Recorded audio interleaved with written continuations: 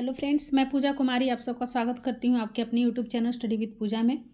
दोस्तों, आज finally mains का एग्ज़ाम ओवर हो गया है। आई होप आप लोग का बहुत अच्छा गया होगा एग्ज़ाम। एंड जैसा भी एग्ज़ाम गया है, बस उस चीज़ को भूल जाना है कि क्या गया है, नहीं गया है। आगे की तैयारी में लग जाइए, क्योंकि आप लोग एग्ज़ाम दे के आए हैं तो आप लोग को पता चल गया होगा एग्ज़ाम देने के बाद ही कि हाँ, हम किस पोजीशन पे हैं। बट एग्ज़ाम देने के बाद कोई निगेटिव चीज़ नहीं सोचना है कि मेरा होगा कि नहीं होगा। जो होगा सो देखा जाएगा। आपने जो भी पढ़ाई किया अपना बेस्ट देकर आप चले आए हैं। बस कोशिश कीजिए कि इस एग्ज़ाम से क्या सीखें, उसको आगे अप्लाई करने का, कि आगे में वो गलती ना हो। आगे जो भी एग्ज़ाम आने वाला है उसका तैयारी कल से स्टार्ट कर दीजिए। 1 दिन 2 दिन समय लेना है तो वो लीजिए, बट ज़्यादा टाइम नहीं लगाइएगा। जल्दी से स्टार्ट कर दीजिए तो ज़्यादा सही रहेगा। और मैं थोड़ा लेट वीडियो बना रही हूँ क्योंकि जैसे मैं प्रीवियस वीडियो में बोली थी कि मेरा असिस्टेंट और मैनेजर दोनों का एग्ज़ाम है। तो मैं क्योंकि बीच में तो ज़्यादा का गैप मिलता नहीं है, वेरिफिकेशन ये सब होते होते मुश्किल से 10-15 मिनट का समय मिलता है, फिर से एंट्री करना रहता है। तो इसीलिए मैं अभी थोड़ी देर पहले बस 5-10 मिनट हुआ है घर आई हूँ, और फिर मैं सोची कि आप लोग वेट कर रहे होंगे तो वीडियो बना देती हूँ। और जैसा कि असिस्टेंट का जो एग्ज़ाम था ना, सही था, मतलब ईजी टू मॉडरेट बोल सकते हैं। मॉडरेट में सिर्फ जीए को बोल सकते हैं कि मॉडरेट लेवल का थोड़ा पूछा था, और थोड़ा इंग्लिश था। बाकी रीजनिंग, मैथ और कंप्यूटर, ये 3 चीज़ ना बहुत इजी पूछा था, आराम से बनने वाला था। 30+ तीनों में आप बना सकते थे, 30 इसमें बना सकते थे, और मैथ में आराम से आप 25+ कर सकते थे। ओवरऑल जो मैथ, रीजनिंग और कंप्यूटर था ना, सेक्शन बहुत अच्छा था। एंड रहा बात इंग्लिश का और जीए का, तो जीए तो खास करके थोड़ा अजीब था। असिस्टेंट वाला तो फिर भी सही है, और क्योंकि ऐसा पूछ रहा था कि 2021 में 1-2 का क्वेश्चन पूछ दिया था। तो देखिए, यही मैं बोली थी ना जब वीडियो में भी, कि करंट अफेयर का कोई प्रिडिक्ट नहीं कर सकते कि कहाँ से क्या पूछ देगा। उसको जहाँ से मन करेगा कुछ भी पूछ सकता है। करंट अफेयर का कोई प्रिडिक्शन ही नहीं हो सकता। आप अगर अगस्त का पढ़ के जाइएगा, सितंबर, अक्टूबर, नवंबर, तो आपको 4 महीना पहले का पूछ देगा। 4 महीना पहले का पूछेगा पढ़िएगा तो आपको 2 महीना बाद का पूछ देगा। कोई जान ही नहीं सकता कि कहाँ से वो क्या उठा देगा। अब आदमी का कैपेसिटी भी तो उतना ही होता है ना, कि हम कितना याद रख सकते हैं। करंट अफेयर तो ऐसा चीज़ होता है कि एक पढ़िएगा दूसरा भूलते जाता है आदमी। तो फिर इतना प्रीवियस पूछना बहुत ज़्यादा अजीब टाइप से पूछा हुआ था। इतना प्रीवियस ऊपर से लग रहा था कि जैसे हम हिस्ट्री और सिविक ज्योग्राफी के एग्जाम में बैठे हुए हैं। स्टैटिक भी था, बट ओल्ड स्टैटिक कुछ ज़्यादा ही पूछा हुआ था। करेंट से थोड़ा बहुत था, बट ठीक ठाक था क्वेश्चन। जीए का भी ईजी टू मॉडरेट ही बोलेंगे। रीजनिंग सही था, कंप्यूटर सही था, मैथ सही था। जीए में कुछ क्वेश्चन मैं बता देती हूँ क्या क्या था, जितना मुझे याद है, क्योंकि मेरे दिमाग में क्या है ना, कि मैं जो एग्जाम दी हूँ ना दोनों, तो मेरे दिमाग में बहुत हौच-पौच हो गया है कि कौन सा शिफ्ट में कौन सा करंट अफेयर पूछ दिया, तो मुझे ध्यान ही नहीं रह पा रहा है। मुझे लग रहा है कुछ क्वेश्चन असिस्टेंट मैनेजर वाला असिस्टेंट का याद आ जा रहा है, असिस्टेंट वाला असिस्टेंट मैनेजर में याद आ जा रहा है। मतलब समझ ही में नहीं आ रहा है कि मतलब कौन से एग्जाम में मैं याद करके आई हूँ। याद तो नहीं, मतलब ध्यान नहीं आ रहा है, बट जितना मुझे याद है, अगर बाय मिस्टेक 1-2 इधर भी हो गया तो उसको थोड़ा इग्नोर कर दीजिएगा, क्योंकि आप समझ सकते हैं कि एक दिन में 2 मेंस देना बहुत डिफिकल्ट टास्क होता है। एक का अगर थोड़ा खराब हो गया ना, तो दूसरा के इफेक्ट तुरंत पड़ जाता है। तो जीए में जो क्वेश्चन था ना, एक था, पूछा था इंटरनेशनल कोर्ट ऑफ जस्टिस का इस्टेब्लिशमेंट ईयर पूछा था। ये किस साल इस्टेब्लिश हुआ था, तो ये 1945 में हुआ था। नेक्स्ट पूछा था इंडिया से 2 क्वेश्चन था, कि इंडिया का जो रैंक है, इंडिया का रैंक फिश प्रोडक्शन में, तो वो कितना है। इंडिया का रैंक फिश प्रोडक्शन में 3rd है। फर्स्ट शायद चाइना वगैरह है, याद नहीं है। हाँ, तो इंडिया का रैंक 3rd है। एंड उसके बाद पूछा था कि राइस का प्रोडक्शन सबसे ज़्यादा कहाँ होता है, तो ये आपका चाइना करता है। सेकंड पूछा था, सेकेंड और स्टेटिक में पूछा था कि साइलेंट वैली नेशनल पार्क कहाँ है, साइलेंट वैली, तो ये आपका केरला में है, केरला। नेक्स्ट क्या पूछा था, एक रेलवे से था कि जो अगर कोई 2 ट्रेन आपस में एक्सीडेंट जैसे होता है ना, या फिर कोई आ जाता है, तो एक्सीडेंट होने से बचाने के लिए रेल का एक्सीडेंट ना हो, उससे बचाने के लिए एक कवच कवच स्कीम लॉन्च किया था। कवच मीन्स ट्रेन का नाम कि कवच से है ना कि वो जल्दी से उसको शायद ट्रेन को कैसे करके किसी तरीके से करना है, तो एक कवच करके पोर्टल था, वही रेलवे से रिलेटेड था। एक और रेलवे से रिलेटेड क्वेश्चन था कि जैसे वुमेन वगैरह ट्रैवल करती तो उसके सुरक्षा के लिए, मैं आर मित्रा लगाई हूँ। आप लोग बताइएगा कि इसका आंसर आर मित्रा ही है या फिर कोई और होगा। रेलवे में जो रहता है ना वुमेन के सेफ्टी को ध्यान में रखते हुए, तो आर मित्रा स्कीम चलाया गया था। नेक्स्ट था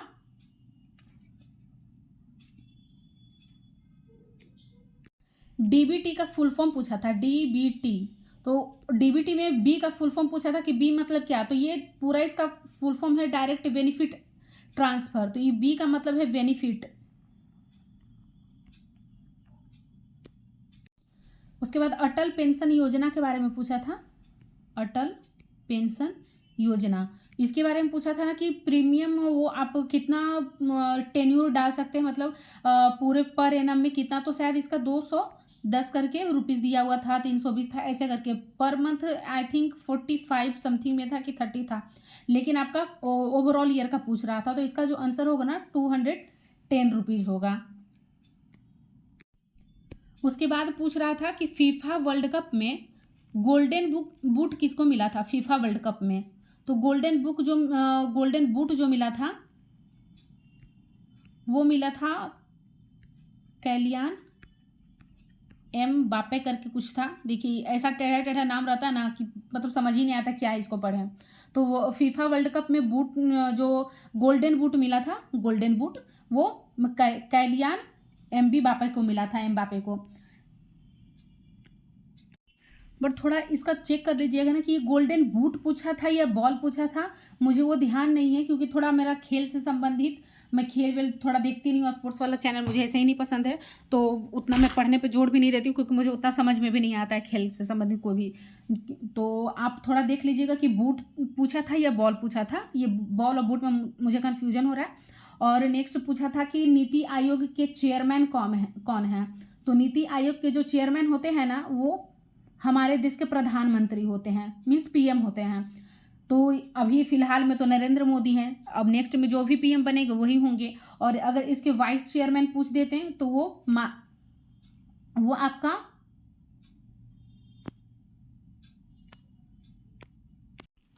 सुमन बेरी है। और अगर इसके सीईओ पूछ देते सुमन बेरी, और सीईओ पूछ देते तो ये है परमेश्वरन अय्यर। नीति आयोग के चेयरमैन पूछा था पीएम मोदी हैं। और नेक्स्ट पूछा था कि ऐसा कौन सा स्टेट है जो कि साउथ ईस्ट कैसे करके, तो वो मतलब 3 साइड से बांग्लादेश से घिरा हुआ है, तो इसका जो आंसर होगा ना त्रिपुरा होगा, त्रिपुरा।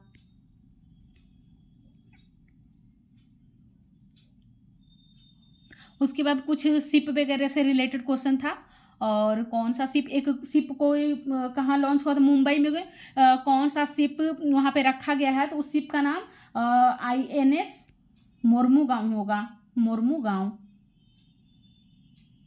मोरमुगांव।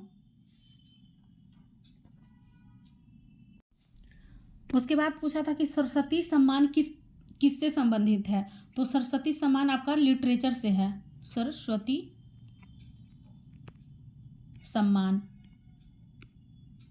तो ये आपका लिटरेचर से है। उसके बाद पूछा था राज्यसभा में टोटल कितने सीट हैं, राज्यसभा टोटल 250 सीट है राज्यसभा में।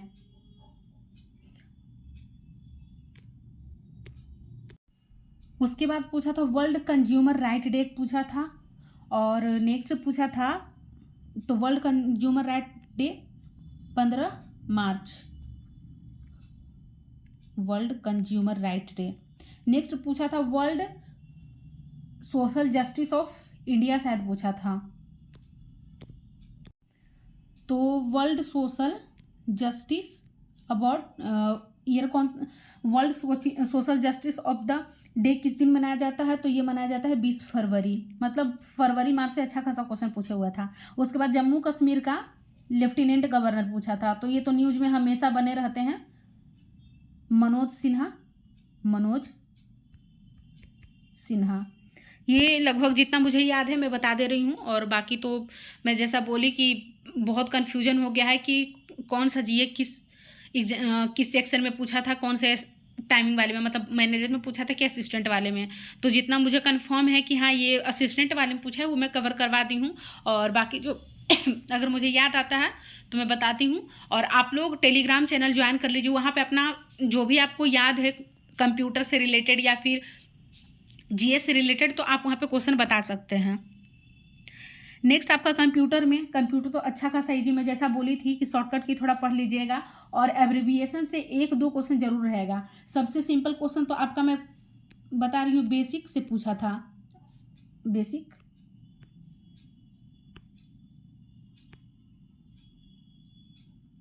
बायोस का फुल फॉर्म पूछा था, basic input output system.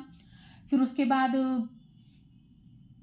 Non volatile memory के बारे में पूछा था कि अगर आप जब पावर अगर टर्न ऑफ हो जाता है तो उसके बाद भी डाटा रिटेन कर सकते हैं, तो उस मेमोरी को क्या बोलते हैं, तो उस मेमोरी को नॉन वोलेटाइल मेमोरी बोलते हैं। Volatile means temporary, non volatile means फिर से दोबारा आ जाएगा, तो नॉन वोलेटाइल मेमोरी था। फिर उसके बाद और कौन सा पूछा था कि हाँ 1024 बाइट बराबर कितना बिट होता है, सॉरी 1024 बिट बराबर कितना बाइट होता है, तो इसके 128 बाइट होगा।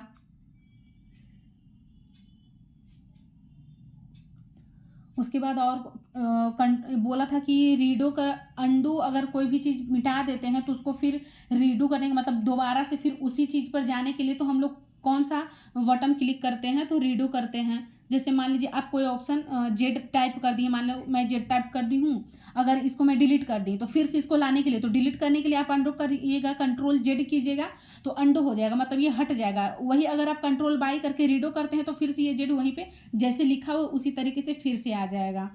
तो वही अंडो रीडो से था, एमएस ऑफिस से था। उसके बाद जनरेशन से कुछ क्वेश्चन पूछा हुआ था कि फर्स्ट जनरेशन की सेकेंड, हाँ थर्ड जनरेशन में कौन सा चिप, मतलब कौन सा चिप यूज होता था, तो इंटीग्रेटेड सर्किट था, यही सब दिया हुआ था।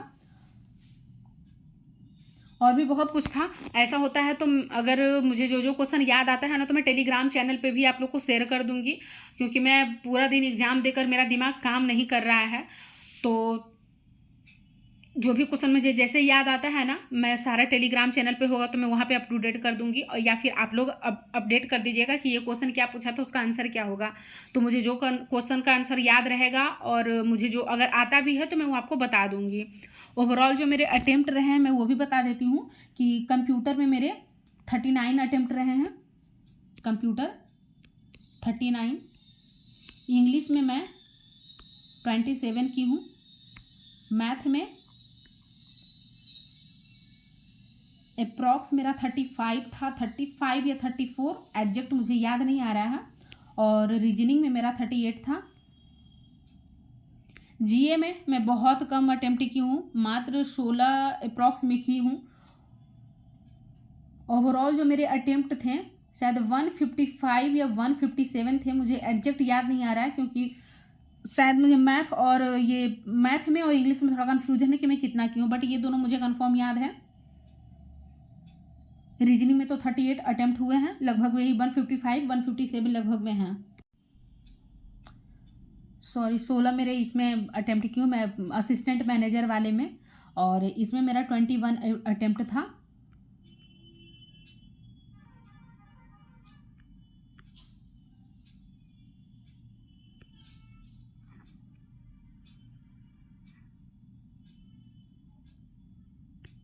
इसमें मेरा ओवरऑल जो अटेम्प्ट था जीए में 21 की हूँ, जिसमें से 1-2 तो गलत होना ही होगा, वो तो हम लोग का जन्म सिद्ध अधिकार है जीए के लिए, और वैसे भी ऐसा उटपटांग टाइप का जीए पूछा था उसमें कोई भी इंसान गलत कर सकता है। तो ओवरऑल मेरे इतने अटेम्प्ट हैं, और जहाँ तक मुझे लग रहा है कि कट ऑफ आपके 130 140 के अराउंड में ही आपका कट ऑफ रहेगा। वो इसलिए कि देखिए क्वेश्चन का लेवल ना ईजी था, पीटी के कट ऑफ से आप डिसाइड नहीं कर सकते हैं कि इसका भी इजी जाएगा। जैसे आरआरबी का रिजल्ट कल ही निकला है, आप लोग को पता होगा कि क्या सिचुएशन रहा है, बहुत सारे स्टेट में पीटी का कट ऑफ तो बहुत कम रख दिया, 60 रख दिया, 70 रख दिया, 72 रख दिया। बट जब मेंस का रिजल्ट आया है तो देखिए कोई भी स्टेट का ऐसा नहीं है कि जिसका 130 नीचे हो, सबका 130 प्लस 130 प्लस ही है। और ये बिहार कोऑपरेटिव में तो ऐसा ही कि सीट बढ़ाया है 40, बट उसके अकॉर्डिंग उससे ज़्यादा कैंडिडेट बुला लिया है इस बार। तो ऑफकोर्स आपका जो भी कैंडिडेट उसके अकॉर्डिंग बुलाया है तो कंपटीशन लेवल बढ़ा है, क्वेश्चन का लेवल इजी रहा है। इजी रहने के कारण इसका कट ऑफ मुझे नहीं लगता है कि इससे थोड़ा नीचे जाएगा। हाँ, 2-4 नंबर का आगे पीछे वो मैटर नहीं करता है, बट इसके अराउंड में रहेगा। और अच्छी बात है अगर कम जाता है तब तो सबके लिए बहुत अच्छी बात है, सबको भगवान करे कि सबको जॉब मिल जाए। बट उतना सीट ही नहीं है, उसको तो 245 स्टूडेंट को सिलेक्ट करना है, तो बाकी को तो छांटना ही पड़ेगा उसको। जो भी 3000-4000 स्टूडेंट सिलेक्ट हुए हैं उसमें से टोटल का टोटल बस 245 छोड़ के सब रिजेक्ट ही हो जाएंगे। तो बस मैं यही सजेशन देना चाहूँगी कि आप जो भी एग्ज़ाम दिए हैं, जैसे भी दिए हैं, जितने अच्छे से दिए हैं, बस आप जो दिए उसको अब ड्रॉप कीजिए। अब आगे का नया शुरुआत कीजिए। आपके लिए नया साल एक नई शुरुआत लेकर के आया है और नए सिरे से उसको शुरू कीजिए और अपना मेहनत अब फ्रूटफुल जगह में लगाइए कि हाँ आप कैसे पढ़ें ताकि मुझे अब जल्दी से जॉब हो जाए। क्योंकि देखिए धीरे धीरे कंपटीशन लेवल बढ़ते जा रहा है। बढ़ने का मतलब है कि जैसे इस बार कोई भी स्टूडेंट अगर छट गया तो नेक्स्ट अटेम्प्ट में फिर वो भी तो बैठेगा, वैसे से धीरे धीरे भीड़ बढ़ता है, फिर बढ़ने के कारण कंपटीशन भी बढ़ता है। इसलिए कोशिश कीजिए कि जल्दी से पढ़िए, अच्छे से पढ़िए, नॉलेज गेन करके पढ़िए और अपने दम पे अच्छा सा जॉब ले लीजिए। बस आगे आने वाले समय में बहुत सारा अपॉर्चुनिटी मिलेगा, उस अपॉर्चुनिटी को अब नहीं खोना है। बस आप जो एग्ज़ाम दे दिए सो दे दिए। एंड आप लोग अपना भी अटेम्प्ट बताइएगा कि आप लोग का कितना अटेम्प्ट हुआ है। मैं तो अपना बता दी, कट ऑफ भी प्रिडिक्ट कर दी हूँ, बट देखिए कट ऑफ का प्रिडिक्शन कोई नहीं कर सकता है। बस मैं एक अंदाज़ा लगाई हूँ कि अगर इतने, क्योंकि अप्रॉक्स स्टूडेंट का ना 150 प्लस ही अटेम्प्ट हुआ है, किसी का भी 150। ऐसा नहीं है कि मैं बोल रही हूँ कि सबका, मतलब बहुत सारे स्टूडेंट का 110, 120, 130 में भी हुआ होगा। इसमें बहुत लोग तो 200 में 200 भी करके आए होंगे। तो वो लगाने से मतलब नहीं होना, तुक्का लगाने से कुछ नहीं होता है। हाँ, एक्यूरेसी बहुत मेंटेन करना पड़ता है। एक्यूरेसी ही यहाँ पे सबसे इंपॉर्टेंट रोल अदा करता है। जिसका एक्यूरेसी मेंटेन होगा तो उसका आराम से होगा, अगर नहीं मेंटेन हुआ तो फिर बहुत मुश्किल की बात है। और खास करके इसमें तो सेक्शनल का भी बहुत टेंशन रहता है। सेक्शनल भी इतना हाई जाता है कि उसको कोई कुछ कर ही नहीं सकता है। तो आप लोग अपना भी अटेम्प्ट जरूर बताइएगा कैसा गया है।